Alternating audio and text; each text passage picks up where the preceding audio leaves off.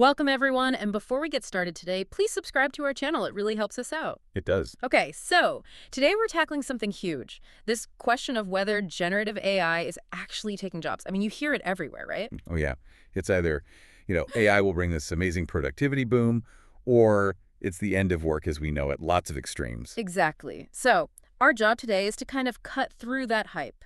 We want to find the real facts, the actual evidence in the labor market data, like find the canaries in the coal mine, so to speak. And we've got some really powerful data to work with here. We're looking at findings from high-frequency payroll data, think ADP, Okay. millions of U.S. workers, Right. and it's tracked right up through July 2025. So this is incredibly current. Wow. Okay, so really recent data, not looking back years, but like what's happening now since tools like ChatGPT really took off, starting late 2022. Precisely. It lets us see the shifts almost as they're happening. All right, let's get into it then. What's the big reveal? Where are these shifts actually showing up, if anywhere? Well, the finding is actually pretty startling and very specific. The impact isn't broad-based, it's highly selective. Selective how? It's hitting early career workers the hardest. We're talking about the 22 to 25-year-old group. Okay, the very entry-level folks. Exactly.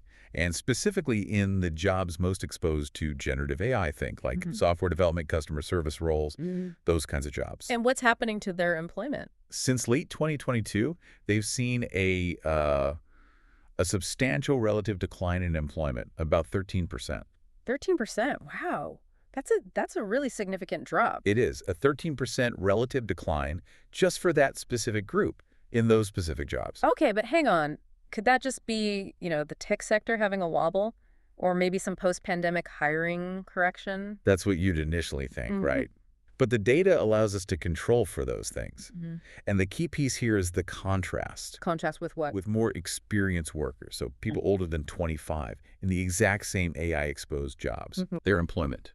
It's either stayed stable, or in many cases, it's actually continued to grow. Huh. So same job title, different age, very different outcome. Very different. And it's also different from less exposed jobs, like, say, nursing aides. Their employment trends are fine. Plus, we need to remember, the overall U.S. economy is still adding jobs robustly. Right. So this isn't some economy-wide downturn signal. Not at all. This decline is really localized. It's specifically those young workers, 22 to 25, in those AI-vulnerable occupations.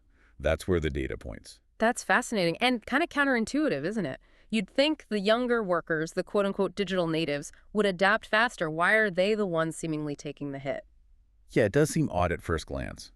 But it looks like it comes down to how AI is being used in these roles. Is it automating or augmenting? Okay, explain that difference. Automation versus augmentation. So the decline we're seeing, Okay. it's concentrated where AI is likely automating tasks, basically, substituting for human labor. Replacing the person. Right. It's not happening nearly as much, or at all, where AI is augmenting work, helping the human do their job better or faster, acting as a tool. Okay. So why would that hit younger workers harder? What are they doing that's easier to automate? Well, one strong hypothesis centers on the type of knowledge involved. Knowledge type. Yeah. Think about codified knowledge versus tacit knowledge. Codified like Yeah. textbook stuff. Rules-based. Exactly.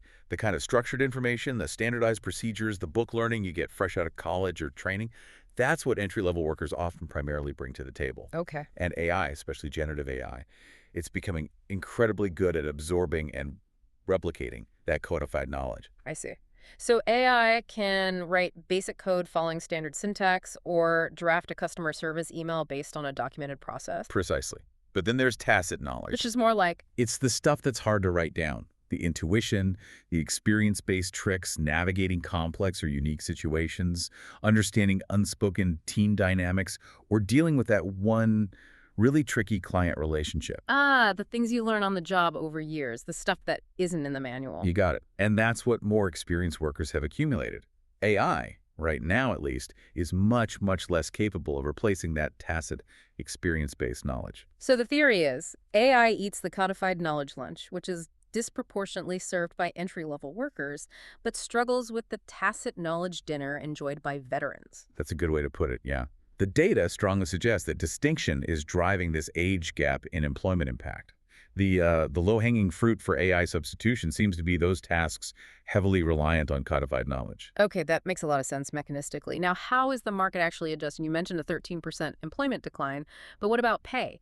Are wages for those entry-level roles dropping? That's another really interesting piece. The main adjustment we're seeing is in employment, not compensation. So fewer jobs, not necessarily lower pay for the jobs that remain. That's right. Wages seem to be pretty sticky, as economists say. They haven't fallen off a cliff for these roles. Instead, firms just seem to be hiring fewer people into these entry-level AI-exposed positions, or perhaps slowing down hiring significantly. So the door is just less open than it used to be for that group. It appears so. The adjustment is happening on the quantity side, the number of jobs, rather than the price side, meaning wages. And importantly, this employment trend holds up even when we account for shocks specific to individual companies. It's broader than just a few firms having trouble. Wow. Okay, so pulling this all together, what does this mean for you listening right now? What's the big picture takeaway on AI and the future of work based on this very fresh data? I think the key takeaway is this. Generative AI isn't just hype or a future threat. It's already having a measurable, quite significant, but also very selective impact on the American labor market right now. Selective being the key word. Absolutely. It's acting as a clear substitute for certain types of tasks, those based on codified knowledge, typically done by entry-level workers in specific occupations. It doesn't appear to be, at this stage, a generalized threat to the entire workforce or to more experienced roles that rely on tacit knowledge. So the sky isn't falling for everyone, but for a specific segment, there's definitely some turbulence. That seems to be a fair summary of what this data is showing through mid-2025. Now, history tells us that technology disrupts, but workers eventually adapt, right? They reallocate, learn new skills, move into new types of jobs that emerge. That's been the long-run pattern, yes, though the transitions can be painful for those directly affected. So the big question going forward, maybe the thing for you to really watch, is whether we start seeing broader shifts in response to this. Like, will young people start choosing different college majors? Exactly. Will we see fewer people aiming for careers that now look more exposed? That kind of large-scale shift in career paths and educational choices.